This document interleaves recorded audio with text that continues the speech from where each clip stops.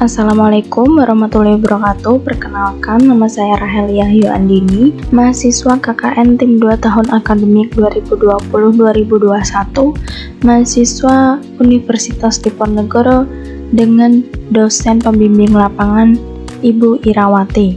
Pada kesempatan kali ini, saya akan menjelaskan mengenai pentingnya mengelola keuangan bagi pelaku UMKM. Apa itu UMKM? Istilah UMKM sudah tak asing di telinga masyarakat. UMKM adalah kepanjangan dari usaha mikro, kecil, dan menengah. Berdasarkan Undang-Undang Nomor 20 Tahun 2008 tentang usaha mikro, kecil, dan menengah, UMKM adalah sebagai bisnis yang dijalankan individu, rumah tangga, atau badan usaha ukuran kecil. Penggolongan UMKM lazimnya dilakukan dengan batasan omset per tahun, jumlah kekayaan atau aset, serta jumlah karyawan yang dimiliki. Di Indonesia, UMKM berperan penting dalam perekonomian negara, karena sektor UMKM adalah penyumbang PDB terbesar dan paling banyak menyerap lapangan kerja, serta relatif tahan terhadap krisis keuangan. Mendapatkan keuntungan yang konsisten tentu menjadi salah satu impian terbesar setiap pebisnis, karena dalam menjalankan bisnis, uang merupakan sebuah ujung tombak. Oleh sebab itu, pengelolaan uang yang bijak menjadi hal yang sangat penting demi kelangsungan bisnis. Jika tidak dikelola dengan baik, akan menjadi amburadul dan tentu akan menghentikan jalannya sebuah bisnis. Manajemen keuangan adalah kegiatan perencanaan, pengelolaan, penyimpanan, serta pengendalian dana dan aset yang dimiliki suatu perusahaan. Pengelolaan keuangan harus direncanakan dengan matang agar tidak timbul masalah di kemudian hari.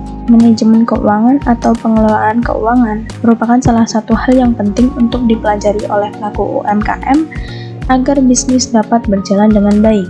Mayoritas pengusaha UMKM atau usaha rumahan masih belum memahami kondisi keuangannya sendiri. Berikut strategi pengelolaan keuangan bagi UMKM. Yang pertama, memisahkan uang pribadi dengan uang bisnis. Banyak pemilik bisnis yang masih mencampur uang pribadi dengan uang usaha. Hal ini tentunya bisa berdampak buruk bagi usaha yang Anda tekuni. Salah satu dampaknya adalah tidak ada alur yang jelas mengenai kemana uang masuk atau keluar. Sering terjadi uang keuntungan hasil usaha digunakan untuk keperluan pribadi. Pemilik bisnis jadi tidak bisa menilai apakah usaha yang dijalani tersebut untung atau merugi, dan hal inilah yang dapat menyebabkan kebangkrutan. Hal yang dapat dilakukan adalah membuat dua rekening bank untuk keuntungan pribadi dan satu lagi rekening untuk bisnis. Dengan begini, pemasukan serta pengeluaran untuk keperluan pribadi maupun keperluan bisnis tidak akan terganggu satu sama lain. Yang kedua adalah menganggarkan pengeluaran dengan bijak. Hindari pengeluaran yang tidak penting bagi kemajuan bisnis dan buat daftar prioritas kebutuhan serta anggarkan terlebih dahulu mana yang paling urgent dan yang paling mempengaruhi perkembangan bisnis. Dalam sebuah bisnis, tentunya banyak sekali pengeluaran yang ditemui nantinya. Sebagai pebisnis, tentunya Anda harus mengetahui dengan jelas apa yang menjadi kebutuhan bisnis Anda. Seorang pebisnis harus mengetahui 3 jenis pengeluaran bisnis sebagai berikut. Yang pertama, pengeluaran usaha yang mendesak dan memiliki kebutuhan penting. Misalnya kebutuhan primer seperti pembelian bahan baku, biaya tempat usaha, gaji karyawan, dan biaya-biaya pengeluaran lainnya yang memang dapat mendukung produksi dari usaha yang dilakukan. Yang kedua, pengeluaran yang mendesak tapi kurang begitu penting. Kebutuhan ini seperti tambahan modal. Meskipun memiliki tujuan yang baik, namun ketika kondisi bisnis belum stabil, akan lebih baik jika menghindari pengeluaran tersebut. Yang ketiga, pengeluaran yang penting tapi tidak mendesak, seperti program asuransi. Meskipun penting, namun bisnis Anda belum terlalu membutuhkannya, sehingga akan lebih baik jika uang yang digunakan untuk kepentingan tersebut digunakan terlebih dahulu untuk kepentingan lain yang lebih mendesak. Yang ketiga adalah mencatat dan mengontrol semua transaksi keuangan bisnis. Apa sih pentingnya laporan arus kas dalam bisnis? Arus kas adalah sumber kehidupan bagi sebuah bisnis. Jika arus kas masuk lebih banyak dibanding arus kas keluar, artinya arus kas positif. Dan jika arus kas keluar lebih banyak, pemilik bisnis harus mulai berhati-hati dan waspada, karena buruknya arus kas sebuah bisnis dapat menyebabkan kerugian bahkan kebangkrutan, baik dalam skala kecil maupun besar. Untuk kemajuan bisnis, Maka mulai sekarang pemilik bisnis harus secara rutin mengontrol dan memonitor arus kas yang terjadi setiap harinya dan memastikan angka pada laporan keuangan memiliki data yang akurat. Yang keempat, menyediakan dana cadangan. Dana cadangan atau dana darurat adalah sejumlah dana yang sengaja disiapkan sebagai antisipasi pengeluaran yang tak terduga. Hal ini dapat menjadi solusi jika Anda memiliki kebutuhan yang tidak disangka atau membutuhkan tindakan segera. Tempatkan setidaknya 20% dari profit usaha untuk diinvestasikan sebagai dana cadangan merupakan hal yang penting untuk dilakukan.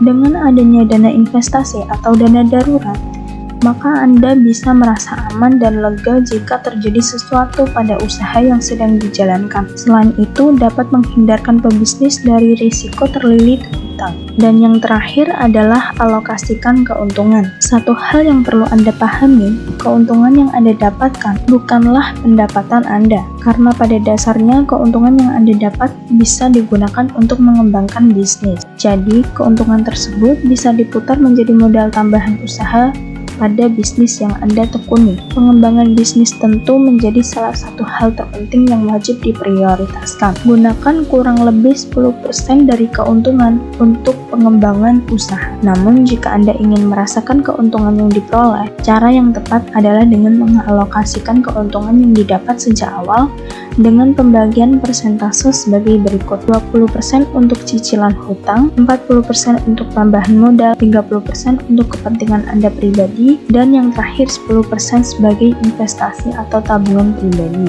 Dengan demikian, setiap bulannya Anda sudah tahu berapa persen yang bisa Anda sisihkan untuk keperluan usaha dan seberapa banyak untuk keperluan pribadi. Selanjutnya, saya akan menjelaskan tutorial mencatat arus kas bisnis Anda dengan cara mudah dan sederhana dengan bantuan aplikasi buku kas. Langkah pertama yaitu install aplikasi buku kas melalui Play Store. Buka Play Store, kemudian ketikkan buku kas, lalu lihat yang bergambar lebah berwarna kuning, kemudian klik install.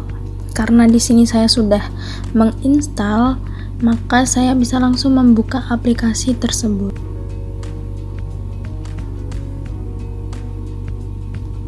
Di sini kita langsung klik ayo mulai.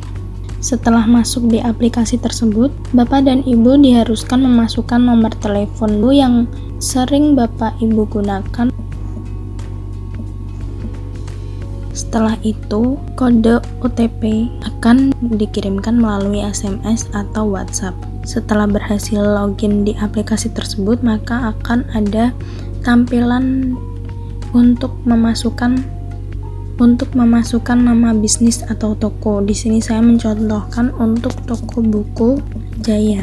Nah, di sini bisa dipilih pencatatan ini untuk bisnis atau pribadi. Karena di sini saya mencontohkan untuk bisnis, maka saya memilih untuk tipe penggunaan bisnis. Pilih kategori bisnis yang sesuai dengan bisnis Bapak atau Ibu. Kemudian klik simpan. Nah, tampilannya akan seperti ini. Di bagian home ada beberapa pilihan. Pertama, saya akan mencatat dulu stok barang yang saya miliki. Maka di bagian home itu ada tulisan stok barang, langsung saja diklik. Kemudian tambah barang, masukkan barang. Di sini saya mencontohkan buku tulis.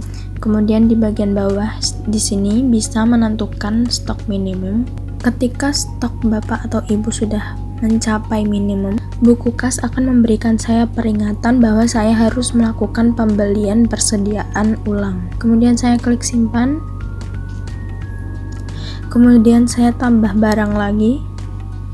Saya ingin menambahkan buku baca anak, banyak 10 juga. Saya tulis stok minimumnya 2. Kemudian kita kembali. Kemudian jika Bapak atau Ibu ingin mencatat transaksi yang terjadi, maka di sebelah home itu ada bagian transaksi, maka bisa diklik. Jika terjadi transaksi, maka Bapak atau Ibu bisa mencatat transaksi tersebut di bagian transaksi ini dan kemudian klik tambah transaksi. Jika terjadi penjualan, maka saya akan mencatat di bagian penjualan, dan pengeluaran itu digunakan untuk mencatat ketika Bapak atau Ibu melakukan pembelian, persediaan, atau pengeluaran lainnya yang berkaitan dengan bisnis Bapak atau Ibu. Saya di sini akan mencatat 30.000. Nah, di bagian bawah ini ada pengeluaran atau harga pokok, maksudnya adalah uang yang Bapak atau Ibu keluarkan untuk mendapatkan barang tersebut, atau istilahnya adalah modal. Di sini saya catat 20.000, maka di bawahnya akan tertulis keuntungan saya adalah sebesar 10.000.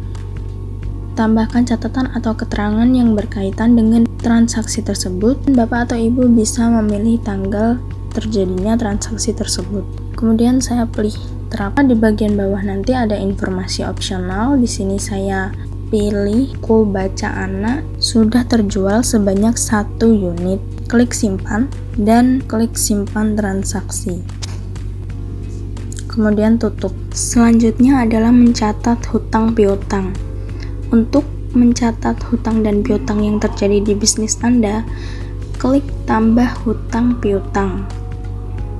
Ya, nanti di sini akan ada tampilan memberi dan menerima. Memberi adalah ketika Anda memberikan barang kepada konsumen, namun konsumen belum membayar kepada Anda. Dan menerima adalah ketika konsumen sudah membayar kepada Bapak atau Ibu, tetapi Bapak atau Ibu sedang kehabisan stok sehingga tidak bisa memberikan produk yang dibeli pada konsumen tersebut.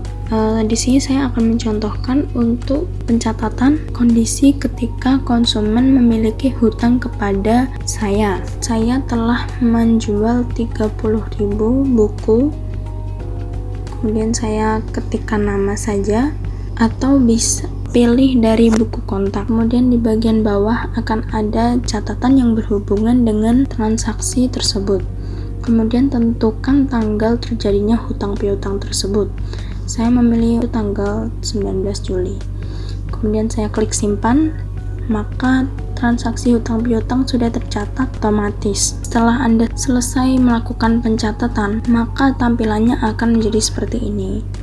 Nah, di bagian bawah tulisan 30.000 itu ada tulisan atur jatuh tempo untuk memasang pengingat. Berjaga-jaga ketika Anda lupa untuk menagih konsumen tersebut, maka Anda bisa menentukan tanggalnya, dan aplikasi buku kas akan memberikan notifikasi kepada Anda untuk melakukan penagihan kepada pelanggan tersebut. Tanggal tersebut bisa dipilih. Saya di sini memilih tanggal 22. Kemudian ketika Alex sudah membayar saya akan mengklik tanda saya menerima. Ketikkan jumlah yang Anda terima dan simpan transaksi. Setelah itu tutup, maka hutang Alex sudah lunas atau tidak ada sisa hutang. Selanjutnya klik lainnya, kemudian scroll ke bawah, nanti akan ditemukan unduh laporan. Tentukan tanggal, mulai tanggal, di sini saya memilih tanggal 1 Juli sampai tanggal berakhirnya yaitu 19 Juli.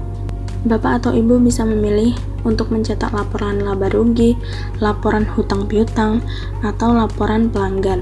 Di sini saya memilih laporan laba rugi.